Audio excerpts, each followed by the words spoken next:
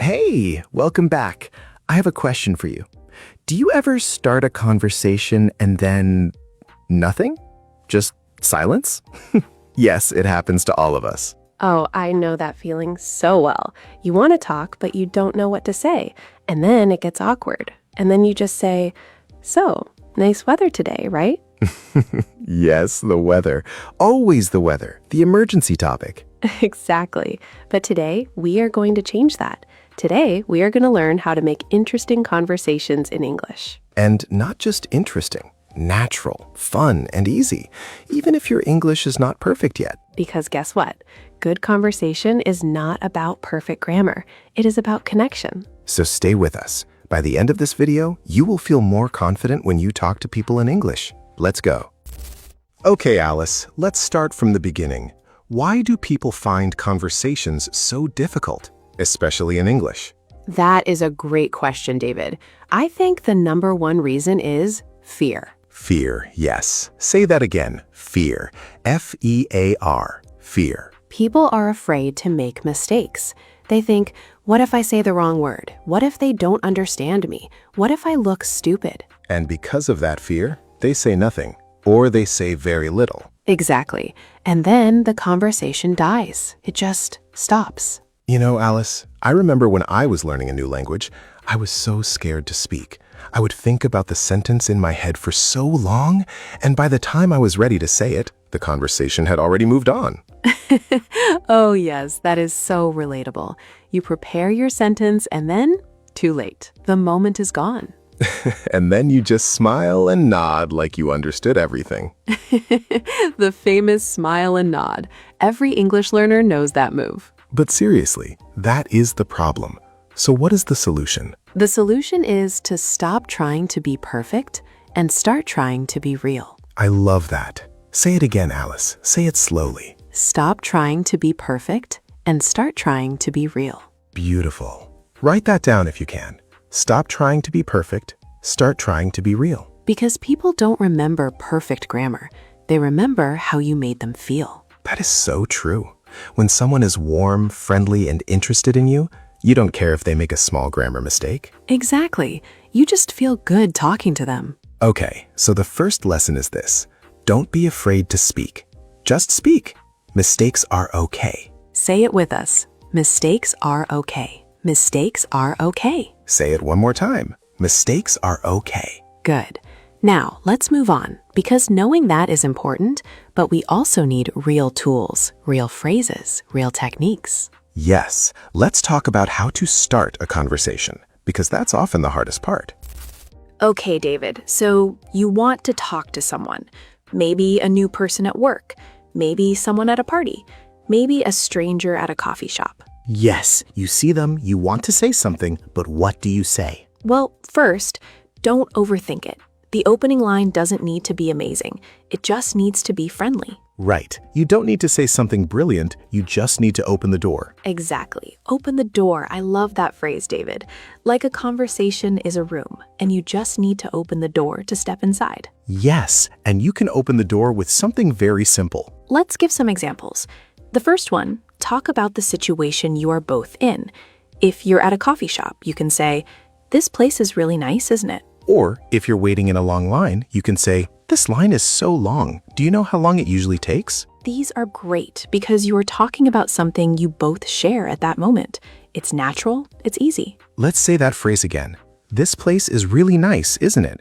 Listen to the end. Isn't it? That is what we call a tag question. A tag question. Say it with me. Tag question. It's when you add a small question at the end of a sentence. For example, the weather is beautiful today, isn't it? Or, that movie was great, wasn't it? Tag questions are perfect for starting conversations because they invite the other person to agree with you. And when people agree, they feel connected. Let me ask you something, Alice. What's another good way to start a conversation? Okay, here's another great one. Give a compliment. Oh, yes. Everyone loves a genuine compliment. For example, you can say, "I love your bag. Where did you get it?" Or, "That's a great idea. I never thought of it that way." Notice something. After the compliment, there is always a follow-up question. Where did you get it? I never thought of it that way. Yes, this is very important. A compliment opens the door, but a question keeps the door open. Let's say that together. A compliment opens the door. A question keeps it open. We have a lot of door phrases today. We do. Maybe conversations are just doors, one after another. I like that. Okay, so we have talk about the situation, use tag questions, and give compliments with follow-up questions. What's next? The next one is also simple, but very powerful. Ask for help or advice. Oh, interesting. Like what? For example, excuse me, do you know any good restaurants near here? Or, I'm not sure which one to choose. What do you think? Oh, I love this one. Because when you ask for someone's opinion, you make them feel important. You make them feel valued. And people love to feel helpful. When you ask for advice, they are happy to talk. And suddenly, you have a conversation. Exactly. Okay, let's do a quick practice. Alice, I want you to pretend we are both at a bookshop. I'm going to try to start a conversation.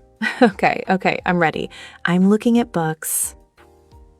Excuse me, there are so many books here. Do you have a favorite author? Oh, see how natural that was? He noticed the situation, lots of books, and asked a question that opens a real conversation. And now the other person has something to say. They can talk about their favorite author, their favorite book, their reading habits, so many directions. That's the magic of a good opening. It gives the other person something to work with. Let's review the ways to start a conversation. Ready? Ready. Number 1, comment on the situation you're both in. Number 2, use a tag question to invite agreement. Number 3, give a genuine compliment with a follow-up question. And number 4, ask for help or someone's opinion. Great. Now let's talk about something even more important, how to keep a conversation going. Okay, so you've started the conversation. Great. But now, what? This is where a lot of people get stuck. Yes, the conversation starts well and then it slows down, gets quiet, gets awkward. And you're both looking at your phones, pretending to be busy. Yes. Oh, I just got a very important message. No, you didn't. We've all done it. So how do we keep a conversation going? The number one skill, and this might surprise you, is listening. Listening, not speaking. Listening. Most people think good conversationalists are people who talk a lot, but actually, the best conversationalists are people who listen really well. That is so true. When someone really listens to you, you feel amazing. You feel like what you're saying matters. And when you listen well, you always find something to say next because the conversation gives you the material. Okay, let me explain this with an example. Imagine someone says, I went to Japan last year. A bad listener might say, oh, cool, and nothing else. Conversation dies. But a good listener, they pick up on something and ask more. For example, oh wow, Japan. How was it? What was your favorite part? Now the conversation has energy. Now it has direction. Yes, and this brings us to a very important technique, the echo and expand method. The echo and expand method. Tell us about it, Alice. Okay, echo means you repeat something the person said. Expand means you add more with a question or a comment. So if someone says, I love hiking, you echo, you love hiking, and then expand. How often do you go? Do you have a favorite trail? The echo shows the person that you were listening. The expand keeps the conversation moving. Let's do another example. Alice, say something about your week. Okay. I've been really tired this week. Work has been so busy. You've been really tired. Work has been busy? Oh no, what's been happening? See that? He echoed, you've been really tired, work has been busy, and then expanded, what's been happening. Now I want to keep talking. Exactly. The person feels heard and they feel interested in. And that is a beautiful feeling. Let's say it together. Echo, then expand. Echo, then expand. Beautiful. Now, let's talk about another technique to keep conversations going. This one is called the Ford method. Oh, I love the Ford method. Tell them, David. Ford is an acronym. An acronym is when each letter stands for a word. Say that again. Acronym. A-C-R-O-N-Y-M. Acronym.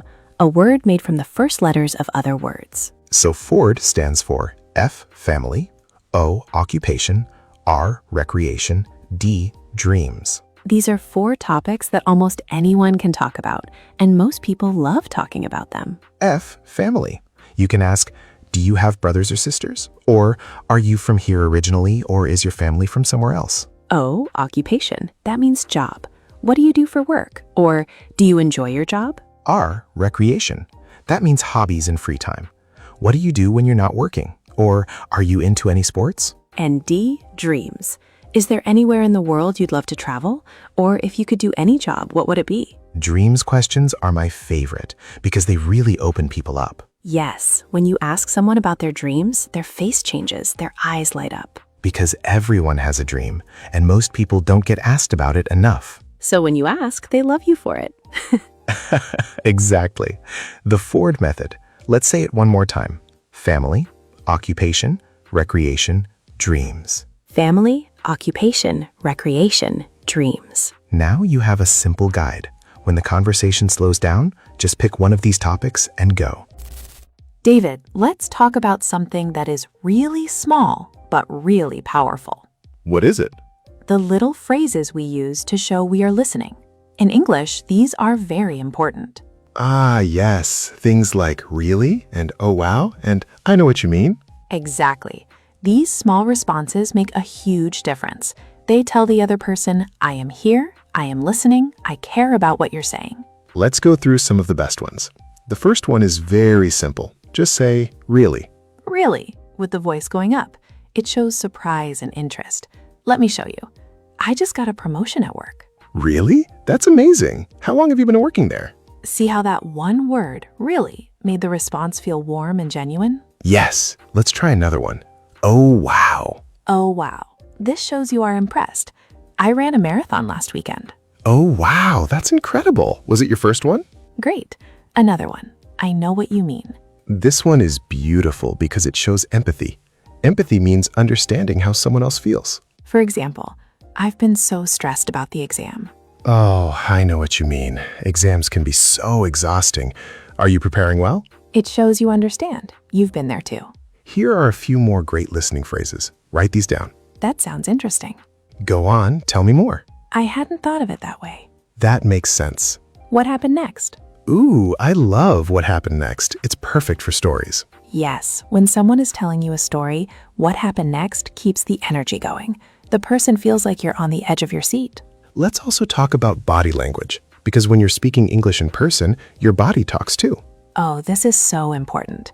Eye contact, nodding, smiling, these all show that you are engaged. Even on video calls, nod sometimes, smile, react. Nothing is worse than talking to someone and their face is completely still, like a statue. A very polite statue. Exactly. So even if you're not sure what to say, show with your face and body that you're interested. Okay, let's do a quick recap of our listening phrases. Are you ready? Ready. Really? Oh, wow. I know what you mean. That sounds interesting. Tell me more. What happened next? That makes sense. These phrases are like fuel. They keep the conversation engine running. I love that image, the conversation engine. Okay, let's keep our engine running and go to part 5. Alice, we've talked about starting conversations, keeping them going, and showing you're listening. Now let's talk about questions, because questions are the heart of any good conversation. Yes, and not all questions are the same. There are 2 main types. Do you know what they are? Tell us. The first type is a closed question. A closed question has a short answer, usually yes or no. For example, do you like coffee? The answer is just yes or no. Closed questions are fine, but they don't keep a conversation going very well. Because after yes or no, then what? Exactly. More silence. The second type is an open question. An open question needs a longer answer. It usually starts with words like what, how, why, tell me about, describe. For example, instead of do you like coffee, ask what's your favorite thing to drink in the morning and why? Now the person has to think. They have to talk. The conversation opens up. Let's compare some closed and open questions side by side. I'll say the closed version, and David, you make it open. Okay, I'm ready. Do you like traveling? What's the most interesting place you've ever traveled to, and what made it special? Beautiful. Next one. Do you watch movies? What kind of movies do you enjoy? Is there a film that really stayed with you that you still think about? Ooh, that last part is great. A film that still stayed with you? That's going to lead to a really interesting answer. Because it's personal, it's emotional, it's not just facts. Exactly. The best questions are personal. They invite someone to share their experience or their feelings. Let's talk about a special kind of question, the hypothetical question. Hypothetical. Hypothetical.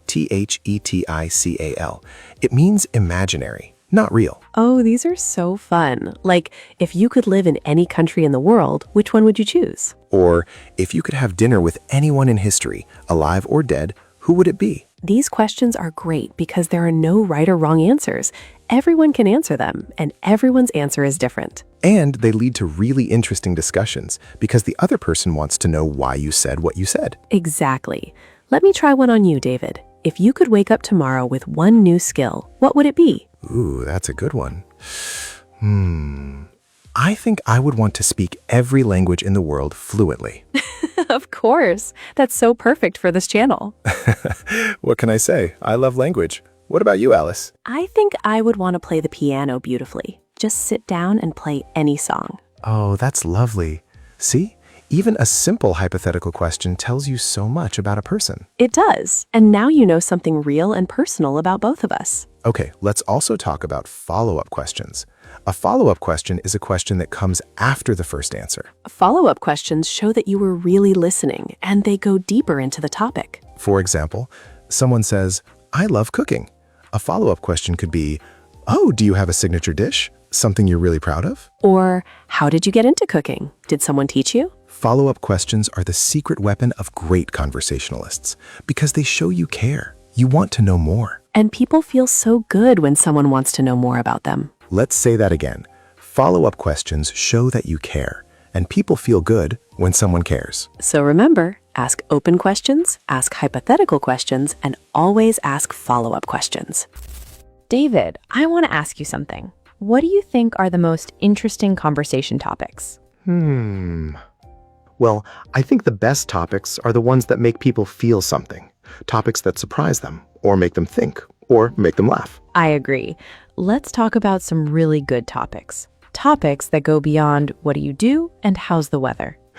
Yes, poor weather. It's been used too many times. Rest in peace, weather talk. Okay, the first great topic, shared experiences. Shared experiences. Things you are both going through together or at the same time. Like, have you seen that new show everyone is watching?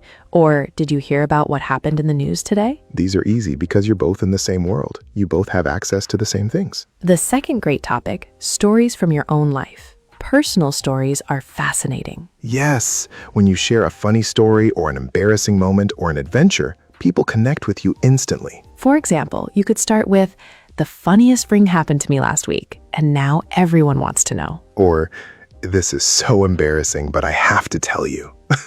Yes, embarrassing stories are the best because everyone has them, and they make people feel like, oh, you're just like me. And that's connection. That's what conversations are really about. The third great topic, opinions and ideas. Ask people what they think. What do you think about working from home? Do you prefer it, or do you like being in the office? If you could change one thing about the city, what would it be? When you ask for someone's opinion, you respect their mind, and people love that. But be careful with very controversial topics like politics or religion.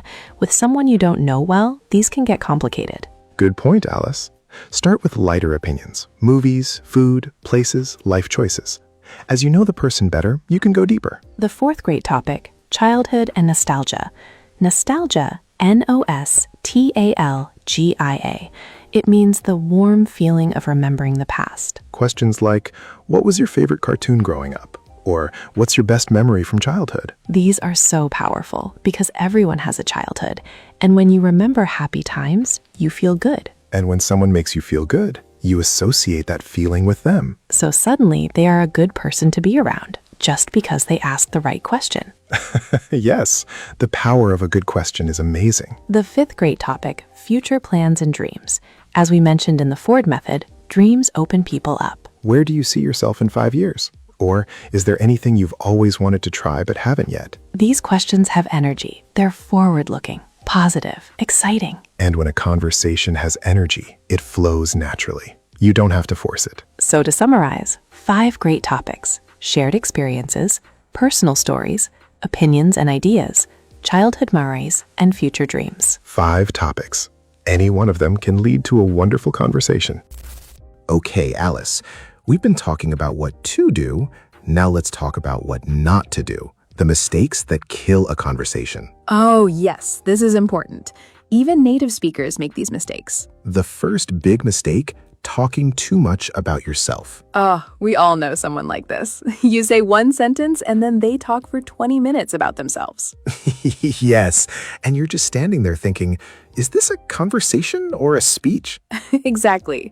A conversation is an exchange, give and take, share and listen. A simple rule, after you speak for a while, turn it back to the other person. Ask them a question. Pass the ball back. Pass the ball back. I like that.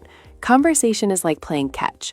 You throw, they throw. You throw, they throw. If only one person is throwing, it's not catch. It's just throwing. Yes, exactly. Okay, the second mistake, interrupting. Interrupting means cutting someone off while they're speaking, before they finish. This is very rude in most cultures.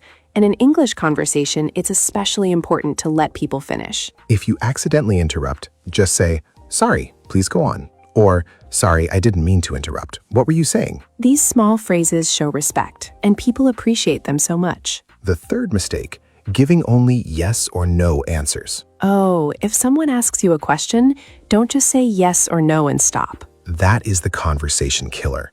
The silence that follows is so uncomfortable. Instead, answer and then add something. Add a detail, an experience, an opinion. For example, do you like cooking? Instead of just yes, say, yes, actually, I love cooking. I find it really relaxing after a long day. Do you cook as well? See the difference? You answered, you added something personal, and you passed the ball back with a question. Beautiful. 3 things in one response. The fourth mistake, checking your phone during a conversation. Oh, this one is so easy to do, but it sends a terrible message. It says, my phone is more interesting than you, and nobody wants to feel that way. When you're in a conversation, give the person your full attention. Eyes on them, mind with them. Of course, if it's an emergency, you explain. I'm so sorry, I'm waiting for an important call. May I just check quickly? That is polite. That is respectful. Yes, context matters, but in general, put the phone away. The fifth mistake, being too negative. Ah, yes, we all have problems, but if every sentence is a complaint, people find it draining. Draining like a battery that loses energy. If someone always talks about bad things, you feel tired after talking to them. Now, it's completely okay to share problems. That's part of being real, but balance it with positivity. Share your challenge, but also share what you're doing about it or what you're grateful for. It shows strength, and it keeps the conversation light enough to enjoy. Let's review the 5 mistakes to avoid. Ready? Ready. Mistake 1, talking too much about yourself. Mistake 2, interrupting. Mistake 3, giving only yes or no answers. Mistake 4, checking your phone. Mistake 5, being too negative. Avoid these 5 things, and your conversations will already be so much better. Okay, David, now I want to give our learners something really useful, a list of natural English phrases they can use immediately in real conversations. Yes, these are real phrases that native speakers use every day. And when you use them, you sound natural, you sound confident. Let's start with phrases for agreeing. Absolutely. This is a strong way to say yes. I completely agree. That's so true. You're saying the other person is right. Exactly. Short and strong agreement. You took the words right out of my mouth. This means I was thinking the same thing. Ooh, that's a nice one. Let me say it again slowly. You took the words right out of my mouth. It means what you just said, that's exactly what I was going to say. Now, phrases for politely disagreeing. Because sometimes we don't agree, and that's okay. We just need to say it politely. That's an interesting point, but I see it a little differently. I'm not sure I agree, but I understand why you think that. I'm not so sure about that. What if... Notice, all of these start by respecting the other person's idea. Then you share your different view. You never need to say, you're wrong. That's not a great way to keep the conversation going. No, definitely not. Unless you want the conversation to end immediately. Okay, now phrases for when you don't understand. This is so important for English learners. Don't just smile and nod. Ask for clarification. Clarification. Clarification. It means asking someone to explain more clearly. You can say, sorry, could you say that again? I didn't quite catch that. Could you speak a little more slowly, please? This is perfectly fine to say. People are happy to help. What do you mean by, for example, what do you mean by it's complicated? Sorry, I'm not familiar with that word. Could you explain it? These phrases are honest, and honesty in conversation is always respected. Now phrases to buy yourself time when you need to think. Oh, this one is so useful. Sometimes someone asks you a question and you need a moment to think. In English, these phrases help you buy time without silence. That's a good question. Let me think about that for a second. Well, it signals that you are thinking. Let me see. Another natural thinking phrase. You know, I never thought about it that way before, but I think These are natural. Native speakers use them all the time, and they give you a moment to form your thought. now phrases for changing the topic gracefully. Gracefully means smoothly, without being rude. That reminds me, did you hear about? Speaking of topic, I wanted to ask you about. By the way, completely different topic, but Actually, I've been meaning to ask you. these phrases make the transition smooth. The other person doesn't feel cut off. It feels natural. And finally, phrases to end a conversation well. Yes, ending a conversation is also a skill. You want to leave on a good note. It was so nice talking to you. We should do this again sometime. I've really enjoyed our conversation. I learned a lot. I have to get going, but this was really fun. Let's catch up soon. I don't want to keep you, but it was great seeing you. These endings leave a good impression. The person feels warm about the whole conversation. And they'll want to talk to you again, which is the whole goal. Yes, leave them wanting more. Okay, now let's put everything together and do some practice conversations. These will show you how all these skills and phrases work together in real life. And listeners, try to spot the techniques we talked about: listening phrases, open questions, echo, and expand. Let's do 3 mini conversations, different situations. Ready, Alice? Let's go. Situation 1, meeting someone new at a friend's party. Hi, I don't think we've met. I'm Alice. Hey, Alice, I'm David. Nice to meet you. How do you know Sarah? The host. Oh, we went to university together. A long time ago now. How about you? We actually work together. She's a great colleague. So you studied with her. What did you study? I studied design, actually. Graphic design. And you? Oh, graphic design. That sounds creative.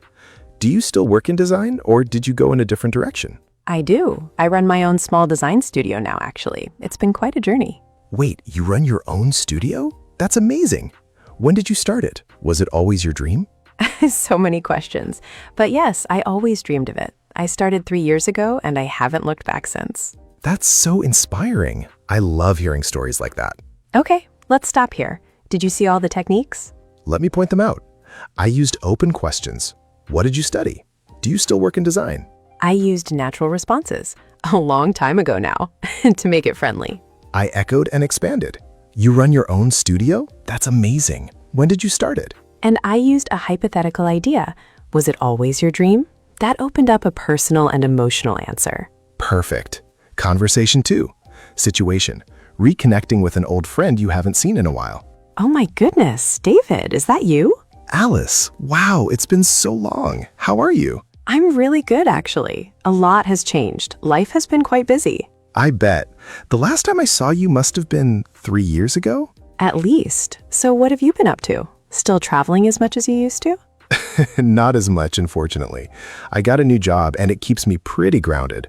But I did go to Portugal last year. Have you ever been? Portugal. Oh, wow. I've always wanted to go. How was it? Honestly, it was one of the best trips I've ever taken. The food, the people, the architecture, I could have stayed forever. That's it. I'm booking a trip. Did you go alone or with someone? I went with my brother, actually. We hadn't traveled together since we were kids. It was great for our relationship, too. That is so lovely. Family trips are special. You should tell me everything. I need all the recommendations. Absolutely. We'll have to catch up properly. Are you free for coffee sometime this week? Okay.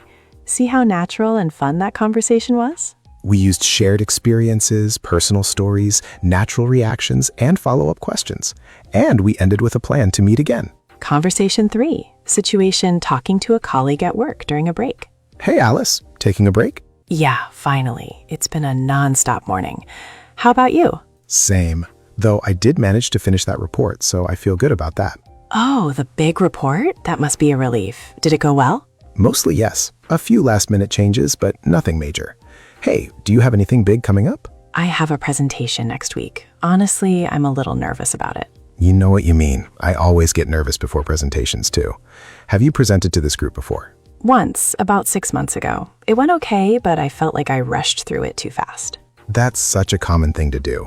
What I find helpful is to pause more than you think you need to. Silence actually sounds professional. Oh, that's a good tip. I'll keep that in mind.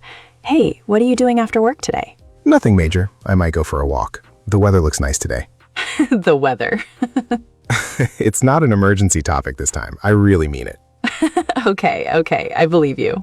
Let's step out of the practice conversations now. See how in that last one, we showed empathy, we shared advice, we laughed together, and we kept it balanced. Nobody dominated the conversation. And notice, even work conversations can be warm, personal, and enjoyable. David, we've covered so many amazing techniques today, but I want to end on something really important: confidence. Yes, because you can know all the techniques in the world, but if you're not confident, it's hard to use them. So let's talk about how to build conversation confidence in English. The first thing, practice out loud, not in your head, out loud. So many English learners practice in their heads. They think, I know what I want to say, but when it comes to actually speaking, it feels different. Yes, speaking uses different muscles than thinking. You need to practice the physical act of speaking. Talk to yourself in English. Narrate your day. I'm making breakfast. I'm going to pour the coffee. Oh, I need to buy more milk. It sounds silly, but it works. Your mouth gets comfortable with English. You can also record yourself. Record yourself having a practice conversation and listen back. Yes, you might be surprised. You might sound much better than you thought. Or you might notice a habit to fix. Either way, it's valuable feedback. The second confidence builder, learn set phrases for common situations. Like the ones we've taught today. Could you say that again? That's a great point. Oh, wow, really? When you have these phrases ready, you don't have to think. You just use them, and they buy you time while your brain catches up. Set phrases are like safety nets. They catch you when you're falling. The third confidence builder, remember that most native English speakers are kind. They are not waiting for you to make mistakes. Most people just want connection, just like you do. And when someone sees you trying to speak English, especially when it's not your first language, they usually respect you even more for trying. I always say, every mistake is proof that you are brave enough to try. I love that. Say it again slowly. Every mistake is proof that you are brave enough to try. Every mistake is proof that you are brave enough to try. Beautiful. The fourth tip, celebrate small wins. Every time you have a conversation in English, even a short one, that is a win. Celebrate it. Did you order a coffee in English today? Win. Did you ask for directions? Win. Did you understand a joke in English? Big win. Yes, understanding a joke in English is an advanced skill. It really is. Humor is one of the hardest things to translate. But every small win builds confidence, and confidence leads to more conversations, and more conversations lead to more wins. It's a beautiful cycle, a positive cycle. The fifth tip, find conversation partners. Practice with real people. Whether it's a language exchange partner, an online conversation class, or an English-speaking friend, real conversation is the best practice. And channels like this one. Use us for practice too. Yes, listen to us while you cook, drive, exercise, and repeat phrases out loud along with us. Repeat after us whenever we say something. Don't just listen, participate. You are not a passive learner. You are an active English speaker. I love that. Active English speaker. That is what you are. Say it. I am an active English speaker. Say it again. I am an active English speaker. One more time. I am an active English speaker. Yes, you are. Okay, wow, we have covered so much today. We really have. Let's do one final recap of everything. Ready? Let's go. We learned why conversations feel difficult, and that the answer is to stop trying to be perfect and start trying to be real. We learned how to start a conversation. Comment on the situation, use tag questions, give compliments with follow-ups, and ask for opinions. We learned how to keep a conversation going, the echo and expand method and the Ford method, family, occupation, recreation, dreams. We learned phrases to show you were listening. Really? Oh, wow. Tell me more. What happened next? We talked about the power of open questions, hypothetical questions, and follow-up questions. We explored great conversation topics, shared experiences, personal stories, opinions, childhood memories, and future dreams. We looked at common mistakes to avoid: talking too much, interrupting, yes/no answers, checking your phone, and being too negative. We gave you real English phrases for agreeing, disagreeing, not understanding, buying time, and ending conversations gracefully. We did 3 practice conversations so you could hear it all in action. And finally, we talked about building confidence, because skills and confidence together, that is the winning combination. You have everything you need now. The tools are in your hands. And remember, the best way to get better at conversations is to have more conversations. Don't wait until your English is perfect. Start now. Every conversation, even the awkward ones, especially the awkward ones, teaches you something. Yes, awkward conversations are the best teachers. They really are. You never forget them. If you enjoyed today's video and you learned something new, please give it a like. It really helps us reach more learners around the world, just like you. And if you haven't subscribed yet, please do. We have so many more videos to help you improve your English listening and speaking. New videos every week. And now, the most important part. We want to hear from you. In the comments below, tell us, what is the hardest part of having a conversation in English for you? Is it starting the conversation? Keeping it going? Finding the right words? Or maybe understanding fast speakers? That one is hard for everyone. Tell us in the comments. We read every single one. And maybe your comment will inspire our next video. Thank you so much for spending this time with us today. It means the world. Keep practicing, keep speaking, keep growing. We'll see you in the next video. Take care, everyone. Bye for now. And remember, every conversation is a chance to connect. Don't miss it. See you next time.